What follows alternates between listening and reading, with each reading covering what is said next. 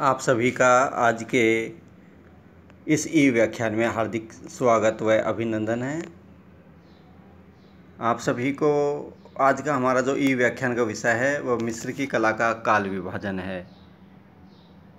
मिस्र पर 332 वर्ष ईसा पूर्व यूनानी आधिपत्य की स्थापना से पूर्व लगभग 30 राजवंशों ने शासन किया। फिर भी कलात्मक व सांस्कृतिक दृष्टि से मिस्र के राजवंशीय काल को निम्नलिखित भागों में विभाजित किया जाता है। पहला है प्रागवंशीय व प्रारंभिक राजवंशीय काल, दूसरा है प्राचीन राजवंश या पिरामिड युग, तीसरा है मध्य राजवंश, चौथा है साम्राज्य काल, पांचवा है साम्राज्य काल के बाद की कला, पतन युग या परवर्ती काल की कला।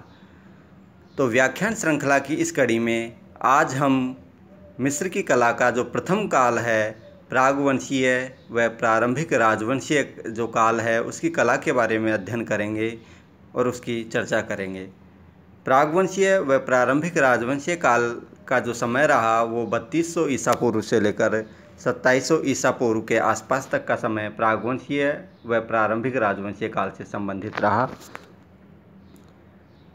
मिस्री सभ्यता के इस प्राचीनतम युग का जब हम अध्ययन करते हैं तो इसमें मिस्र के जो प्रथम दो राजवंश है उनका शासन इस युग में शामिल किया जाता है, क्योंकि प्रागवंशीय सभ्यता से दोनों राजवंश भिन्न नहीं हैं। मिस्री के जो राज्य है उसके जो प्रारंभ के जो नगर थे वो प्रागैतिहासिक काल में छोटे छोटे नगर राज्यों में विभाजित थे और उनमें प्राकृतिक जो शक्तियाँ हैं उनका मानवीकरण करके पूजन होता था। मिस्र की कला धर्म की संदेशवाहिका रही और यहाँ के निवासी बहुदेववादी थे। मिस्र के जो वासी थे वो मिस्र का जो राज्य था उसको मानव निर्मित संस्था की अपेक्षा ईश्वर निर्मित संस्था मानते थे और उस ईश्वर निर्मित संस्था राज्य का प्रतिनिधि ईश्वर को मानते थे। जो राजा था उसको ईश्वर के प्रतीक के रूप में फरोह के नाम से जाना जाता था। मिस्र के जो छोटे छोटे राज्य हैं लगभग ये 4000 ईसा पूर्व के आसपास आपस में मिलकर के दो राज्य, पहला उत्तरी मिस्र जिसकी राजधानी बूटो व संरक्षिका बूटो नामक नागदेवी थी वह जिनका विशिष्ट रंग लाल था, और दूसरा दक्षिणी मिस्र जिसकी राजधानी नेखेव थी वह संरक्षिका गंधर देवी नेरुबत थी और विशिष्ट रंग लाल था। इन दो भागों में विभाजित हो गया। मिस्र के जो ये दोनों भूभाग हैं, उत्तरी और जो दक्षिणी मिस्र के जो दोनों भूभाग हैं वो लगभग 3150 ईसा पूर्व के आसपास मेनिज जो शासक हैं, वंश के जो शासक हैं, उन्होंने इन दोनों भूभागों को मिलाकर के मिस्र में प्रथम राजवंश की स्थापना की और शासन का मुख्य जो केंद्र है वह मेम्फिस नगर को बनाया। अतः यह युग मेम्फिट युग के नाम से भी विख्यात है। मेनिज शासकों ने मेम्फिस नगर को इसकी जो दोनों भूभाग थे मिस्र के उत्तर और दक्षिणी मिस्र, इनको आपस में जो अलग अलग भूभाग थे उनको संयुक्त कर दिया, एक दूसरे से मिला दिया और एक राज्य को निर्माण किया। उस राज्य की राजधानी मेम्फिस को बनाया। इस कारण से यह जो प्रथम युग है इसको मेम्फाइट युग के नाम से भी जाना जाता है। जो मेनी शासक हैं उसके उत्तराधिकारियों में सम्राट नार्मर, आहा स्कॉर्पियन, जैत और राजा डेन इत्यादि प्रमुख हैं।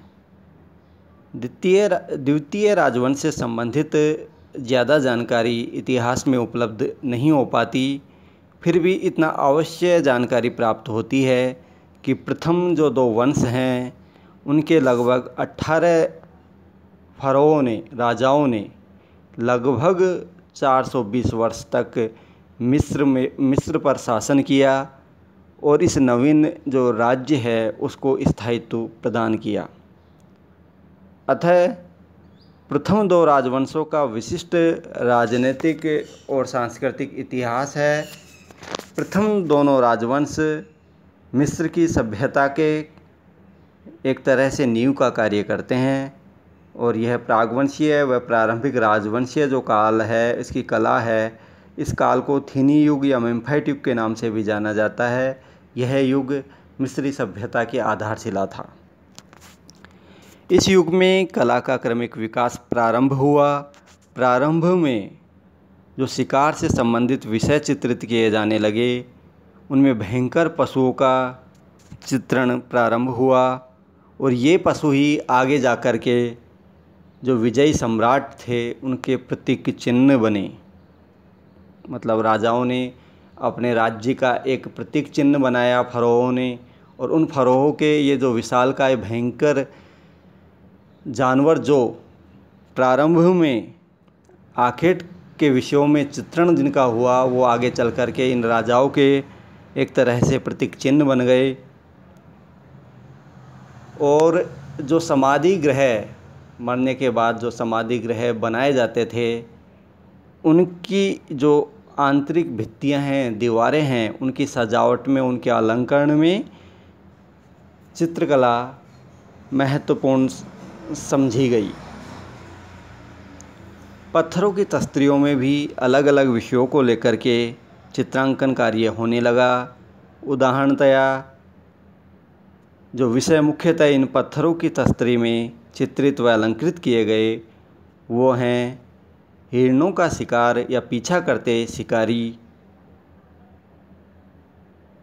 और कुत्ते, जाल में उलझे पक्षी इत्यादि महत्वपूर्ण हैं। भूमि की जो आधार रेखा है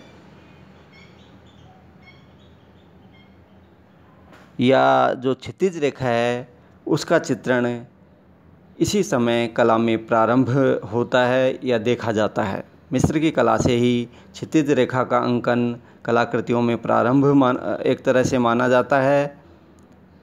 और जो प्रागवंशीय व प्रारंभिक राजवंशीय काल है, इसका जो विशाल जो समय रहा, उसमें लगभग अंतिम चरण की आकृतियाँ सम्राट नारमर के युग की हैं। इस युग में मिस्री कला के आकृति चित्रण से संबंधित जो नियम स्थिर हुए, उनसे यहाँ की कलाकृतियाँ विश्व की समस्त सभ्यताओं से पृथक व नयापन लिए हुए और मौलिक रूप से विकसित हुई। इस समय की जो कलाकृति रही, उनमें फरोह अर्थात राजा दैवीय रूप में सिंहासन, दरबार आदि के साथ प्रस्तुत किया गया है। और इस समय की कलाकृतियों में लगभग शरीर के दाएं भाग से ही समस्त जो शारीरिक क्रियाएं हैं, चेष्टाएं हैं, वो उत्पन्न होती दिखाई देती हैं। इसके बाद जो जो समय बढ़ता है, आकृतियों को अंकित करने के नियम स्थिर होने लगे, नियम बन गए। जो सुनिश्चित आकृतियों को जो अंकित करने का था, नियम विधान बन गया। आकृतियों का आपस में गणितिक व ज्यामितीय और आनुपातिक जो संबंध था, वो सुनिश्चित हो गया। इसके नियम कायदे फिक्स हो गए। इनके नियम जो कायदे हैं, वो एक तरह से स्थिर हो गए, सुनिश्चित हो गए। मिस्र की जो प्राचीन लिपि थी, वह चित्राक्षर लिपि कही जाती है, और जिसका अर्थ है पवित्र चिन्ह। मतलब जो मिस्र की लिपि थी, वह एक तरह से चित्रों के माध्यम से किसी भाव को अभिव्यक्त करती थी। अतः इस लिपि को चित्राक्षर लिपि कहा गया। इसी लिपि को कीलाक्षर लिपि भी कहा गया, क्योंकि वह नुकीले उपकरणों के द्वारा उकेर करके मिस्रवासी चित्रात्मक जो है चित्राक्षर हैं, उनके द्वारा अपने भावों की अभिव्यक्ति करते थे। अतः इसे कीलाक्षर लिपि भी कहा गया। मिस्री लिपि के जो चिन्ह हैं, वो 3 प्रकार के माने गए। प्रथम है भावबोधक चिन्ह, द्वितीय है ध्वनि बोधक चिन्ह, और तृतीय है संकेत सूचक चिन्ह। मिस्रवासियों ने इन तीनों प्रकार के जो चिन्ह हैं मिस्र की लिपि के, भावबोधक, ध्वनिबोधक व संकेत सूचक चिन्ह, इन तीनों प्रकार के चिन्हों का संयुक्त रूप से अपने भाव को अभिव्यक्त करने के लिए प्रयोग में लाए गए। और मिस्रवासियों ने जो ये चित्राक्षर लिपि है उसमें जो समय लगता था उससे बचने के लिए एक थोड़ी द्रुत या तेज जो कम समय वाली एक लिपि का भी विकास किया बाद में, जिसे डिमाटिक कहा जाता है। उस लिपि का नाम क्या है? डिमाटिक, जिसका सर्वश्रेष्ठ उदाहरण रोजेटा स्टोन पर प्राप्त होता है। यह एक गुलाबी रंग का पत्थर है जिस पर इस द्रुत लिपि का जो उदाहरण है वो आज भी प्राप्त होता है। इस प्रथम युग में जो कलावशेष हैं वो हरकोनोपोलिस से प्राप्त 3200 ईसा पूर्व की एक जो काले रंग का प्रस्तर है, पत्थर है, उस पर उत्कीर्ण जो पट्टिका है उसमें जंगली जानवरों का अंकन है। इस पट्टिका को दोनों ओर से जंगली कुत्तों की आकृतियों से सीमांकित किया गया है। इसी के समकक्ष एक युद्ध दृश्य को भी रखा जा सकता है जो 3170 ईसा पूर्व के आसपास मिस्र के अबेडस नामक जगह से प्राप्त होता है। अबेडस नामक जगह से ही प्रथम राजवंश के जो तीसरा राजा है या फरो है जैत, उसकी कब्र से बाज पक्षी उड़ने की मुद्रा में चित्रित प्राप्त होता है। इसी तरह फरो या राजा डेन के समय की एक तस्तरी मिली है जिसमें कुत्तों को हिरण का शिकार करते हुए चित्रित दर्शाया गया है। इस समय के श्रेष्ठ अन्य उदाहरणों में सम्राट नार्मर के समय की पट्टिका है जो शैलीगत विकास व चित्राक्षरों का उल्लेखनीय उदाहरण हमारे समक्ष प्रस्तुत करता है। संभवतः यह लीबियन युद्ध में फरो सम्राट नार्मर की विजय के उपलक्ष्य में बनाई गई पट्टिका है जिसका धरातल 2 भागों में विभक्त है। दूसरी ओर का भाग 3 रेखाओं में विभाजित है। इस उदाहरण से यह ज्ञात होता है, पता चलता है कि प्रथम 2 राजवंशों के समय में ही क्षितिज रेखाओं द्वारा भूमि का अंकन होने लगा। इसका महत्व 2 भूभागों के एकीकरण और राजवंशीय द्वारा प्रारंभ होने वाले ऐतिहासिक प्रमाण के रूप में ही नहीं वरन आकृति के नियम निर्धारण, वर्णनात्मकता का संयोजन व शैली निर्धारण की दृष्टि से भी महत्वपूर्ण है। कुछ विद्वान मेनिज व नार्मर सम्राट को या फरो को एक ही मानते हैं, तो कुछ शासक अलग अलग इनका अस्तित्व स्वीकार करते हैं और नार्मर को ही उत्तरी व दक्षिणी मिस्र के एकीकरण का श्रेय देते हैं। और जो ये प्रथम राजवंश है उसमें मुख्यतः नार्मर के समय में ही मिस्री कला के नियम निर्धारित हुए और वो लगभग मिस्री कला का अंत तक मार्गदर्शन करते रहे और वो मिस्र की कला की आधारशिला बने।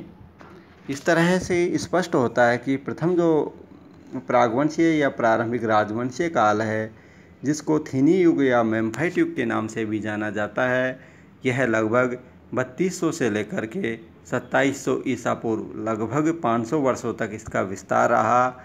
इसमें